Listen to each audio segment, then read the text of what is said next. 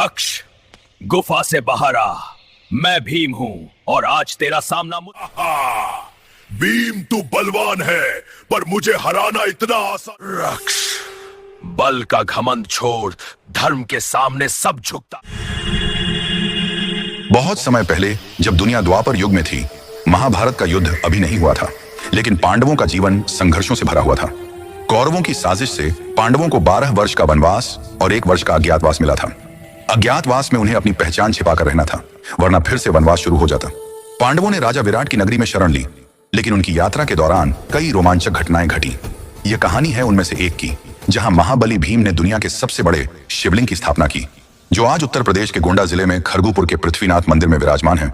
कल्पना कीजिए, घने जंगलों से घिरा एक इलाका, जहां नदियां बहती हैं और पहाड़ियां ऊंची उठती हैं।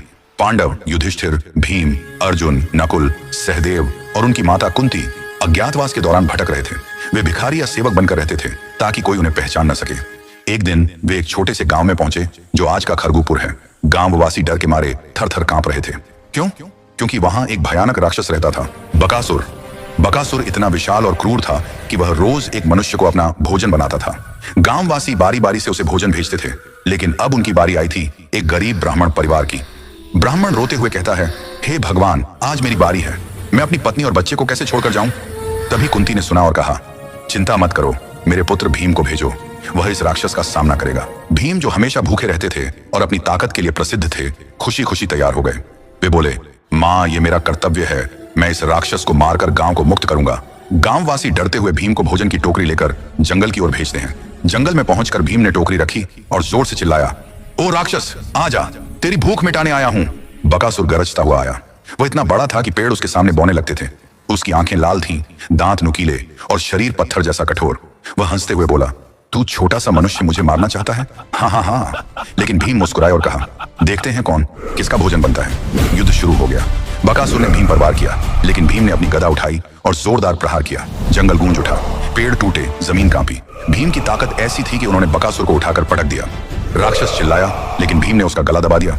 आखिरकार बकासुर मर गया। गांववासी खुशी से नाच उठे, लेकिन यह कहानी यहां खत्म नहीं होती। बकासुर के मरने के बाद उसका खून जमीन पर गिरा और वहां से एक चमत्कार हुआ। जमीन फट गई और एक विशाल शिवलिंग प्रकट हुआ। वह शिवलिंग इतना बड़ा था कि उसकी ऊंचाई आसमान छूती लगती थी, लगभग 21 फीट ऊंचा और 18 फीट चौड़ा। भीम हैरान हो गए। तभी आकाश से आवाज आई, हे भीम, तुमने अधर्म का नाश किया है। मैं शिव हूं और यह मेरा लिंग है। यहां मेरी स्थापना करो ताकि भक्तों को मेरी कृपा मिले। भीम ने हाथ जोड़े और कहा, हे महादेव, जैसी आपकी इच्छा।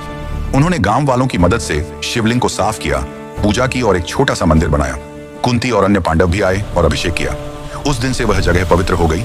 भीम ने उसे पृथ्वीनाथ नाम दिया, क्योंकि यह पृथ्वी से निकला था और भगवान शिव का रूप था। समय बीता, महाभारत का युद्ध हुआ, पांडव जीते, लेकिन पृथ्वीनाथ मंदिर की कथा जारी रही। कलयुग में मुगल काल आया। सम्राट औरंगजेब, जो मंदिरों को तोड़ने के लिए कुख्यात थे, इस इलाके में पहुंचे। उनके सैनिकों ने सुना कि यहाँ एक विशाल शिवलिंग है, जो दुनिया का सबसे बड़ा है। औरंगजेब ने आदेश दिया, इस मंदिर को तोड़ो और शिवलिंग को खोद कर निकालो। सैनिकों ने खुदाई शुरू की।